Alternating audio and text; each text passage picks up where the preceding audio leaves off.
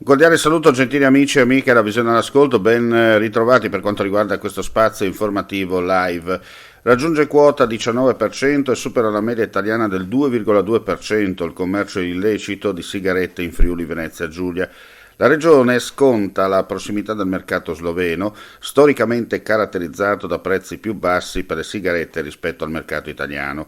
E quanto emerge dal primo rapporto sul commercio illecito nel settore tabacco e ECG, realizzato dalla Fondazione Osservatorio Agromafie in collaborazione con Eurispes e Philip Morris Italia, presentato oggi a Trieste su iniziativa della Fondazione e di Coldiretti Trieste.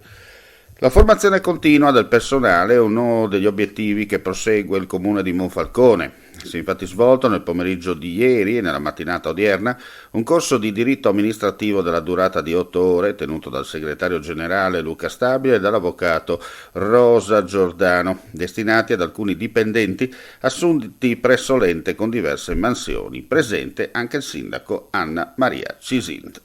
Il rapporto nord-est si sposta a Resiutta, Tramonti di Sotto, Stregna, Savogna, Comeglians e Val Resia.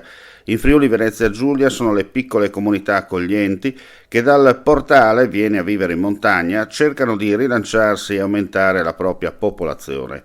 Non si tratta di svendere le proprie case a €1, non c'è la volontà di svalutare il proprio patrimonio né quello del vicino e non è nemmeno un progetto turistico. Qui si guarda a nuovi abitanti stabili che apprezzino il capitale delle piccole comunità accoglienti, quello sociale, composto da persone e relazioni, quello ambientale, quello culturale che qui abbondano. E con questa notizia chiudiamo qui questa edizione live, ulteriori news come sempre sul nostro sito friulitv.net, grazie per la visione all'ascolto e non resta che augurare a tutti voi un buon proseguimento di giornata. Legno Interni, falegnameria dal 1946. Rivenditore di porte a Udine, Gorizia e Trieste. Porte blindate, pavimenti, serramenti, scale, arredi su misura. Punto di riferimento nella qualità e nel design.